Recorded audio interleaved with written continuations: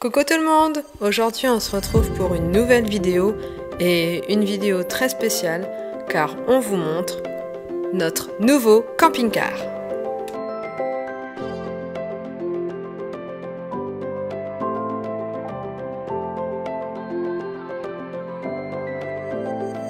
Il s'agit d'un Itineo SB 720 de 2010. Et oui, il a déjà 12 ans. C'est un 6 places carte grise, 6 couchages.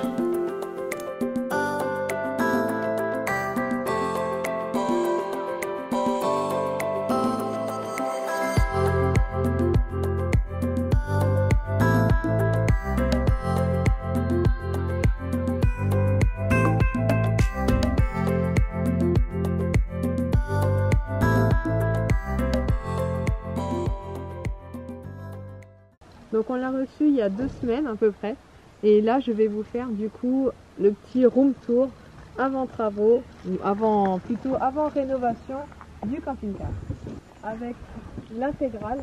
Donc nous on était sur Capucine dernièrement, bon, là encore le Capucine, et là on était sur un Capucine, mais là on est passé du coup sur l'intégrale. Donc l'intégrale, on peut remarquer qu'il n'y a pas de porte, donc je viens conduire et moi je suis ici, et c'est vrai que j'ai une tendance à vouloir me retourner et il n'y a pas de porte. Et en remplacement de la porte, du coup, on a accès ici aux 2 bouteilles de gaz. Donc on a la possibilité de mettre une bouteille de gaz ou 2 bouteilles de gaz. Et là, en fait, l'ancien propriétaire avait déjà équipé de 2 bouteilles de gaz. Donc nous, il faut juste qu'on voie parce qu'on est intéressé pour le passer au GPL. Je crois, c'est ça. Mais... Après, nous avons la fenêtre du salon, on va dire. Fenêtre de la cuisine, comme tous les camping-cars, le chauffage, l'arrivée d'eau et la prise incorporée. Comparé à l'ancien qu'on avait, celle-là elle est déjà dans le camping-car. Juste en dessous, la trappe technique. Donc là il n'y a pas encore de nettoyage ni quoi que ce soit, donc on peut voir c'est le chauffe-eau avec quelques conduits. Ça, peut-être on regardera ça sur d'autres vidéos. La porte, donc la fameuse porte, et en dessous, et le marchepied, donc le marchepied qui se rentre et sort. On fera l'intérieur après. Ici, les 2 fenêtres des garçons du superposé.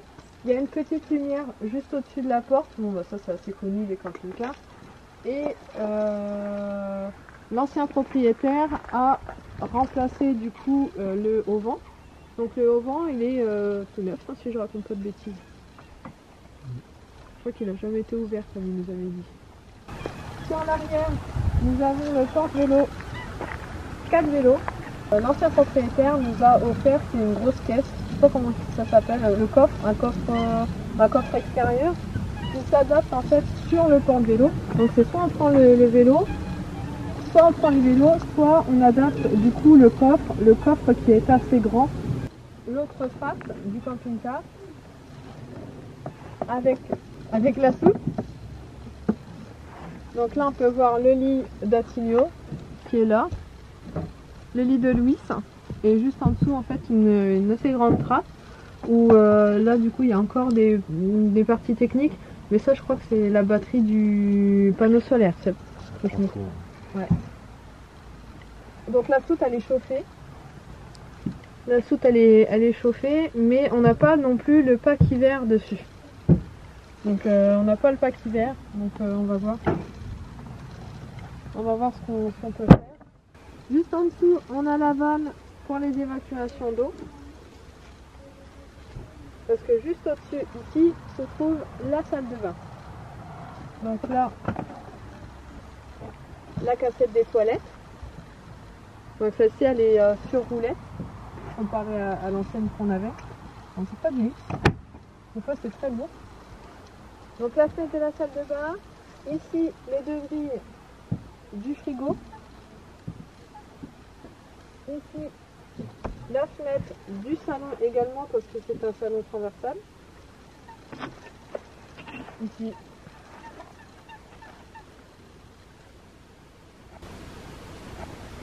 Donc ici, c'est le réservoir d'essence. Non. Ouais, la trappe de diesel. Et là, c'est la porte. Donc la porte conducteur.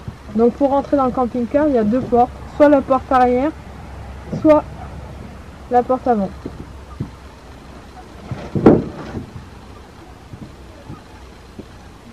Concernant le moteur, donc je vous disais, c'est un 6 places carte grise, 6 couchages.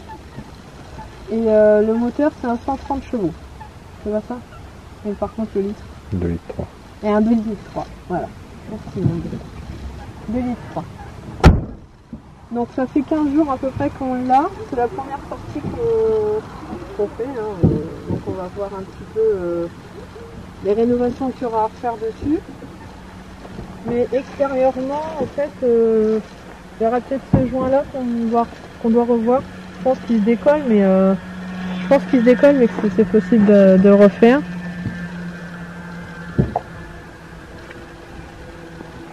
Donc on va faire un petit peu de nettoyage dedans. Sinon, le moteur, il est très propre. Je vais peut-être ouvrir, non?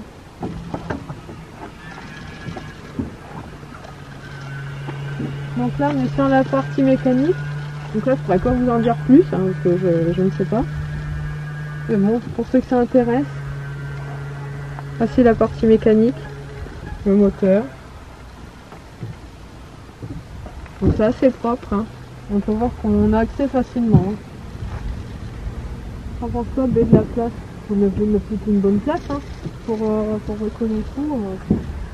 On est sur vérin là, donc des deux côtés d'ailleurs. C'est vrai qu'on n'a pas d'attache comme pour les voitures. C'est des vérins. C'est les vérins qui servent de ça. Voilà. On se retrouve dans la partie habitacle. C'est fou. Hein.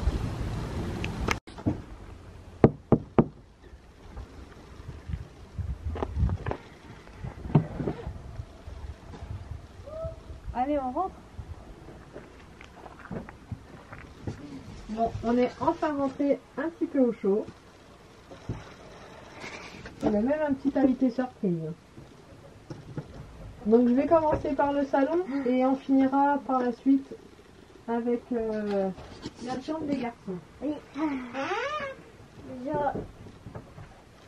Donc là on est dans la partie salon.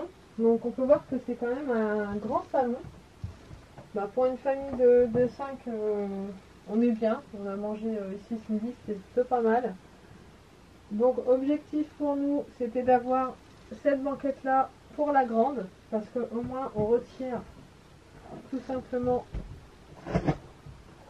hop, les deux coussins du dossier. Et ça nous fait quand même un lit qui est équivalent au lit de ses frères, qui est juste en dessous.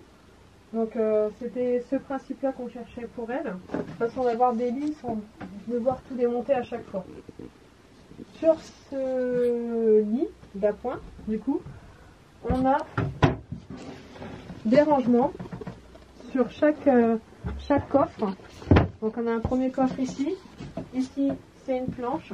Je vous montrerai tout de suite après pourquoi. Et là nous avons un deuxième grand coffre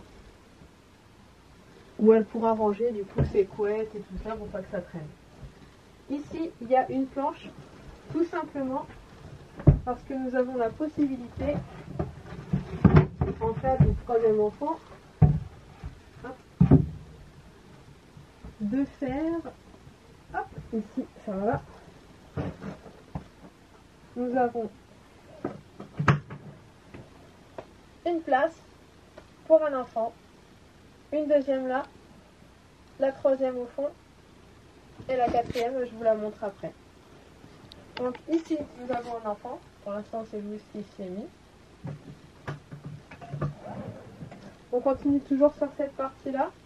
Nous avons au-dessus deux grands rangements avec deux petites barres d'éclairage. Après, il faudra peut-être contrôler si c'est de la LED ou pas. Je pense pas, hein, mais on pourra peut-être éventuellement les changer. Donc ici, le bouton marche arrêt de cette barre d'éclairage ici. Et ici, nous avons donc le bouton qui permet l'éclairage du plafonnier. Ici, la grande table. Donc, elle s'ouvre comme ça. Et là, on pose, du coup, la grande table. Cette table-là, elle a une spécificité apparemment qui ne se trouve plus. C'est qu'elle est basée sur 3 axes. Donc, on a le bouton qui est là, de la table. Donc, si on le lève, faut pas lever, mais le tirer vers le sol. Ça nous débloque la table sur sa, sa trajectoire. Donc, hop, on la sur sa rotation. On reclipse et voilà. Ici, nous avons le bouton qui nous permet d'avancer ou de reculer la table.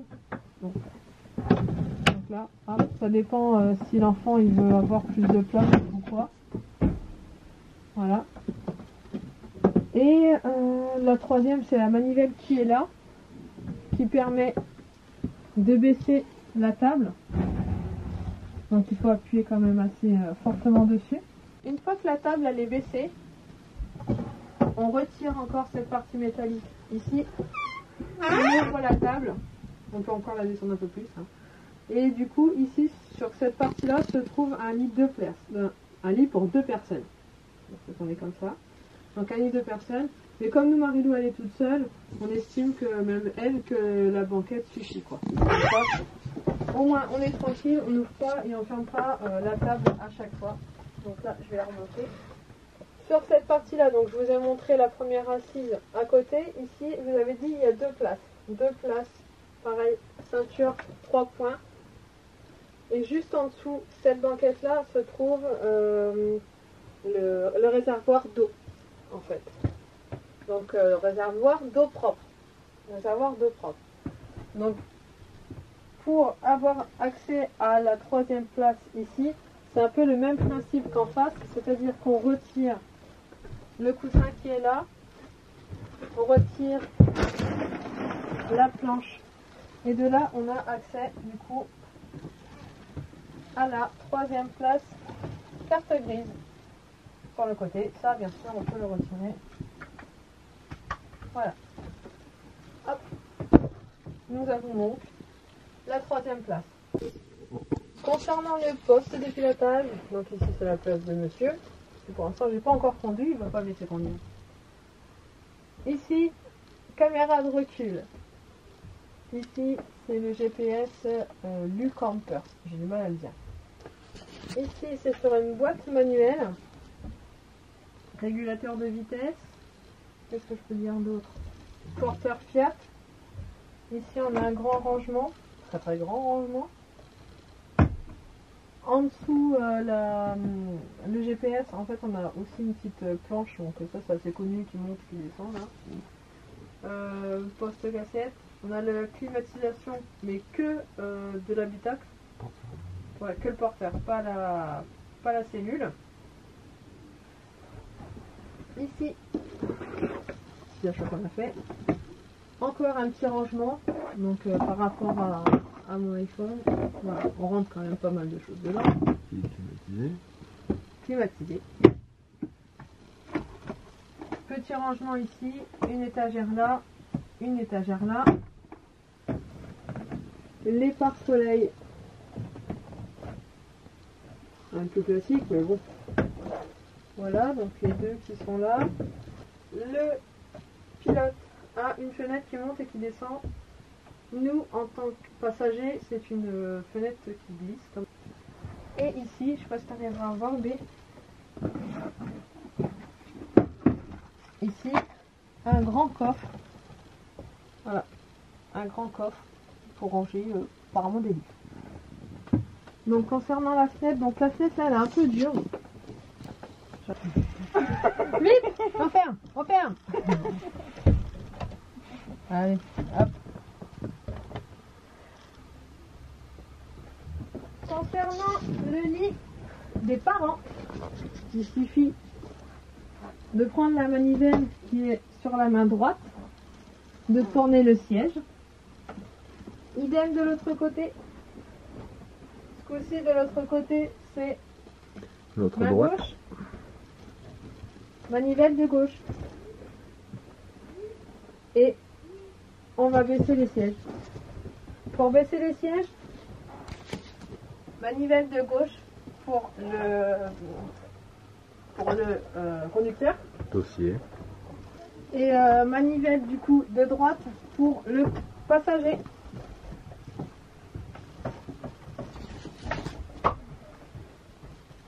Après ici on a un peu une fermeture comme les ceintures de fermeture de ceinture.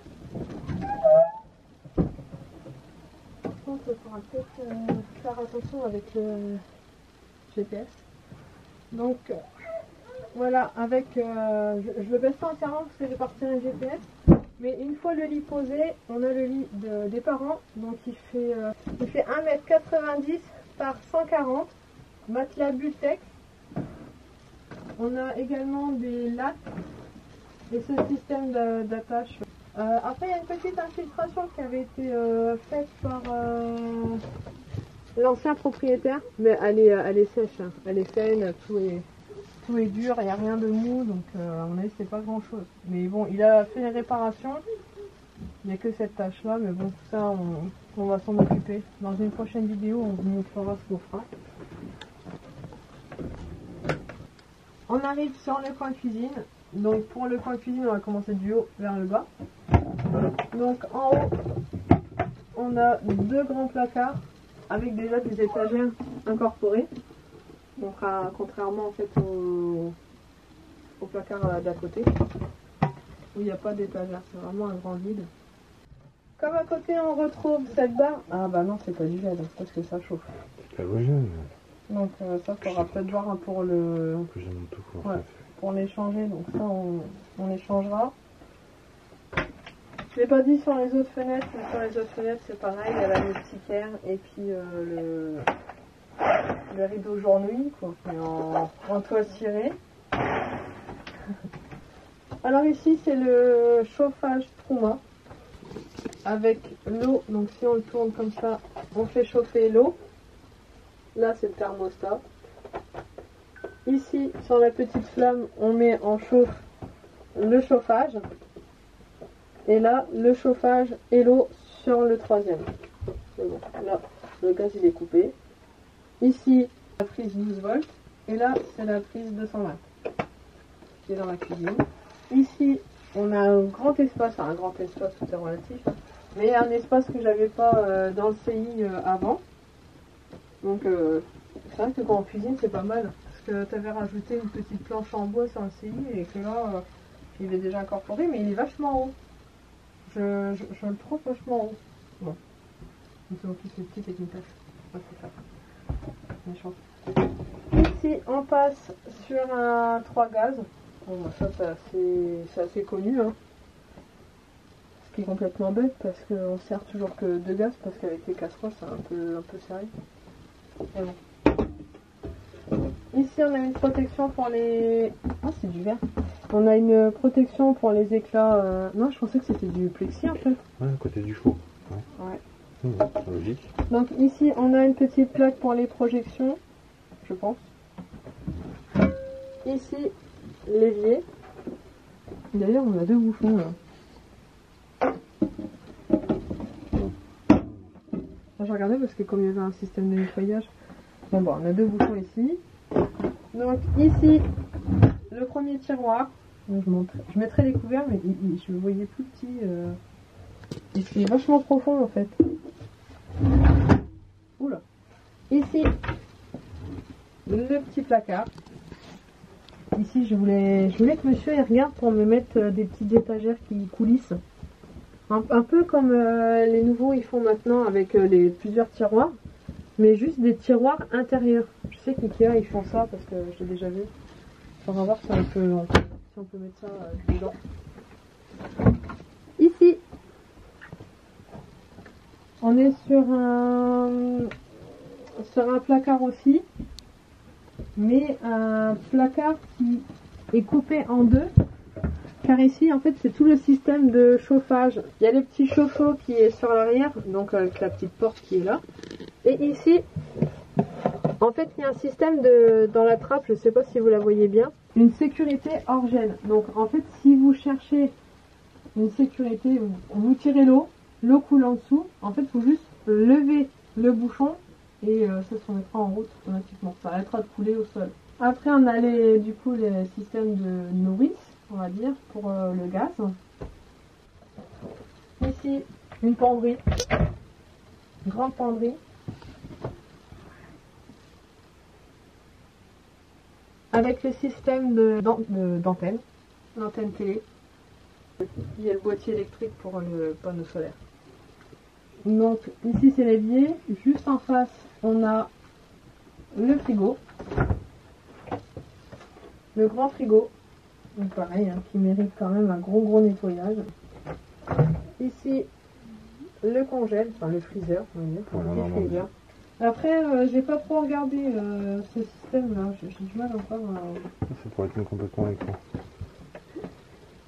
C'est puissant. C'est pas puissance, mais là par exemple là on est sur le là, tu gaz. demandes que le gaz. Là tu demandes le la 920, prise. et là il se débrouille. Et là sur la batterie. Mais en fait il ne s'éteint jamais le frigo. Je sais pas. Il faudrait qu'on regarde un peu plus là-dessus.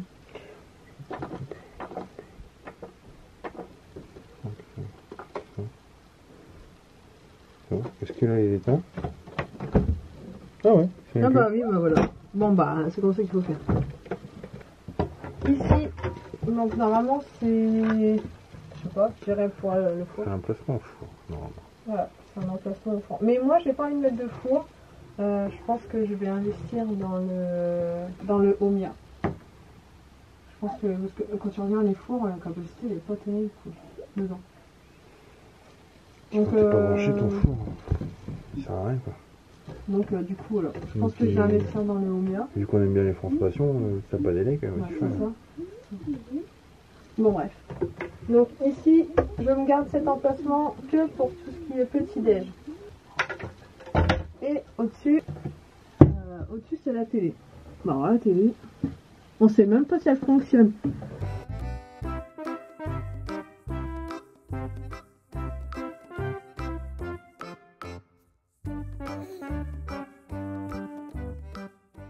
Donc là, côté enfant, côté salon, je pense qu'elle sera plus côté salon. Je vais regarder la carte. Donc, comme il y a un boîtier TNT. Ah ouais, j'ai une carte.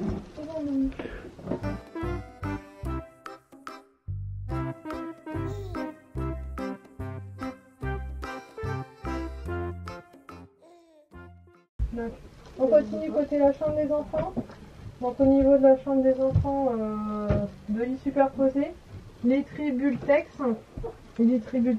avec latte, barrière anti-chute. Donc là, il y a un rideau pour un peu plus d'intimité. Et là en fait, vous avez un sculpté comme ça, des deux côtés. Voilà. Et là l'enfant il tombe pas. Après, en bas il en a pas. Donc on va voir ce qu'on fait, sans m'en prendre le nôtre. On a pas besoin. Pareil, les tribultex, mais celui-là d'en dessous, il a pas de latte. Il n'a pas de latte, il est directement sur la planche de bois. Donc ça on verra bien pour, sûrement pour acheter des lattes. Voilà. Chaque enfant est équipé d'une fenêtre, moustiquaire. D'ailleurs, il y a un problème parce que... Il a pris la gauche. Il y a de l'eau dans la fenêtre. Ouais. Donc, c'est bizarre ça. Comment... On va lui mettre un poisson rouge. J'avais même pas vu qu'il y avait de l'eau dans la fenêtre. Bon, on va trouver la fuite. Les petites lampes, les petites veilleuses, donc pareil, hein, c'est pas du LED, hein, c'est... comment t'appelles ça déjà? C'est de l'halogène. Donc du coup ça chauffe un petit peu. Donc ça on va les changer. On va faire la même chose qu'avec le CI. Tant qu'on est là, tiens. D'accord. La montre qui est pas contente.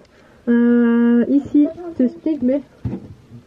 Je sais pas. Donc il y a deux auxiliaires. Donc je pense que tu as l'auxiliaire pour l'eau chaude.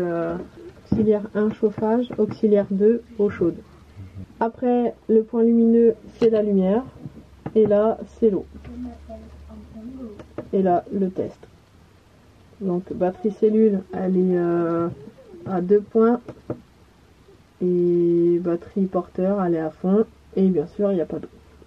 Il n'y a pas d'eau du tout. Donc ça, sur la porte, ici, on a des petits rangements. Ces petits rangements-là, ils sont bien. Mais franchement, pour laver, j'ai un petit souci. Hein. Ça reste toujours la même chose. Comment tu fais pour laver? C'est un peu comme les poubelles qu'on met dans les portes. Comment tu fais pour laver une poubelle qui est dans une porte? Et ici, à l'entrée, 2 patères et là-bas. Et c'est un peu cet effet un peu velours. Un peu comme la housse des coussins. Partie salle de bain. Donc, petite partie salle de bain. Donc, on retrouve la WC plateforme. Donc, basique, on va dire. Ils ont mis 2 petits porte-manteaux. En face, on retrouve, là c'est l'éclairage. D'ailleurs, ce qui n'est pas forcément évident parce que pour les enfants, c'est pas facile d'allumer là-bas. Ici, grand miroir, grand miroir. Ici, une petite vasque. Et là, on a un meuble avec du rangement. Ici, un porte-papier toilette donné par les anciens propriétaires. Donc là, il y a un petit rideau occultant qui avait été mis par les anciens propriétaires. Mais bon, donc là, je me trompe de corde. Donc là, voilà. Mais un peu, ça sert un petit peu à rien en fait, parce que là, la fenêtre, elle est... Il y a de la vitrophanie dessus, on voit pas à travers. Ici, un tout petit coffre de rangement. Tout petit. Il faut voir que par rapport à ma main, il est vraiment tout petit. Tout petit, tout petit. Et là se trouve du coup la douche. Donc la douche elle est assez grande quand même. Je vais monter dedans. Donc ça c'est l'échelle. Ça c'est l'échelle pour nous. Donc pour la douche, on ferme là. On l'ouvre. Ici. Et là. Voilà.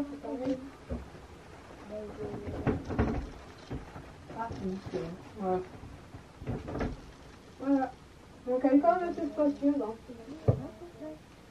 Voici, ça va, on bouge quand même dedans. Tu veux monter dedans, mais donc voilà, la douche. Elle est spacieuse quand même. Quand c'est fermé, c'est pas serré. Les lanterneaux, ils sont pas opaques. C'est ça qui est bien. Comparé au CI, où il y avait... En fait, il fallait ouvrir les lanterneaux pour avoir un peu de lumière. Ici, le fait que ça soit des grands lanterneaux, comme le grand lanterneau qu'il y a au-dessus du salon, c'est ça qui est bien en fait. Ça apporte vachement de luminosité, on n'est pas obligé d'allumer. Comme d'habitude. Voilà. L'ouverture, elle est vraiment grande. Sur verre. Voilà, c'est sur verre, les deux côtés.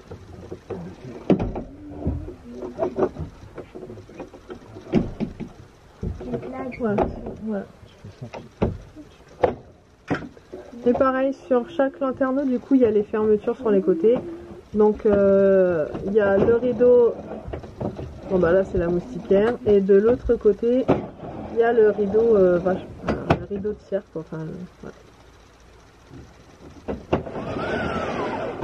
voilà. Et du coup, il y a la même chose de l'autre côté. En plus petit lanterneau, du coup, au niveau de la cuisine et de la salle de bain.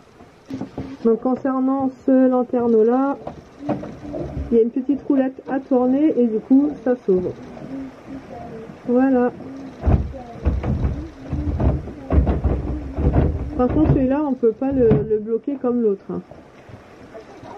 Et des deux côtés là on a la moustiquaire et la toile de cire. Et voilà. Donc voilà, on vous a présenté l'Itineo SB720. Maintenant il y a un gros coup de nettoyage, un peu d'éclairage à revoir, de port USB à placer à droite à gauche. Et après on est parti quoi. J'espère que la vidéo vous a plu. N'hésitez pas à mettre un petit pouce bleu et à vous abonner. Et en attendant, je vous fais des gros bisous. Ciao!